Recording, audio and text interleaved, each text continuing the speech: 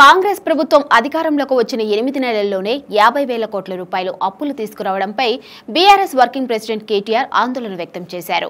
మార్పు అంటూ అధికారంలోకి వచ్చిన కాంగ్రెస్ ప్రభుత్వం గతంలో ఎప్పుడూ లేని విధంగా రికార్డు స్థాయిలో 8 నెలల్లోనే 50,000 కోట్ల అప్పు చేయటమేనా వాళ్ళు చెప్పిన మార్పు అని ప్రశ్నించారు. ఒక్క కొత్త ప్రాజెక్టు కూడా లేకుండా 50,000 కోట్ల రూపాయలు అప్పు తేవాల్సిన అవసరం ఏమొచ్చిందని నిలదీశారు. ఇక 2023 నాటికి రాష్ట్రం 5,900 కోట్ల మిగులు బడ్జెట్తో ఉంటే 8 నెలల కాలంలో దాన్ని 50 కోట్ల అప్పుగా మార్చేశారని మండిపడ్డారు. రాష్ట్ర సంపద పెంచిన బీఆర్ఎస్ పై అప్పులు అంటూ తప్పుడు ప్రచారం చేశారన్నారు.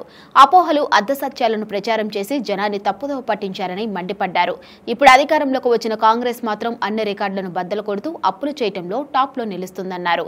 దీనికి కాంగ్రెస్ ప్రభుత్వం ఏం సమాధానం చెప్తుందని కేటీఆర్ ప్రశ్నించారు. ఇక ఇదే విధంగా అప్పులు చేసుకుంటూ పోతే కాంగ్రెస్ పదవీ కాలం ముగిసే నాటికి 4 నుంచి 5 లక్షల కోట్ల అప్పుల భారం రాష్ట్రంపై పడడం ఖాయమని చెప్పారు. అప్పుల విషయంలో బీఆర్ఎస్ ను బద్నాం చేసి ప్రజలను మోసం చేయటంలో కాంగ్రెస్ విజయవంతమైందన్నారు. కానీ ప్రజలు అన్ని గమనిస్తున్నారని, సరైన సమయంలో కాంగ్రెస్ కు ఖచ్చితంగా బుద్ధి చెబుతారని ధీమా వ్యక్తం చేశారు.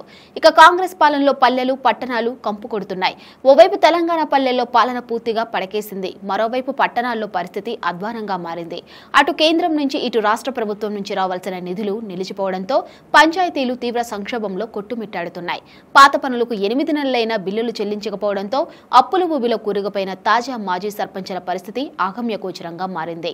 పారిశుధ్యం, డ్రైనేజ్ నిర్వహణ అధ్వానంగా మారడంతో పల్లెల్లో ప్రజల జీవనం దినదిన గండంలా మారింది. దోమల మందు కూడా నిధులు లేకపోవడంతో పంచాయతీలో డెంగూ, మలేరియా విజృంభిస్తున్నాయని కేటీఆర్ మరో పోస్టు చేశారు.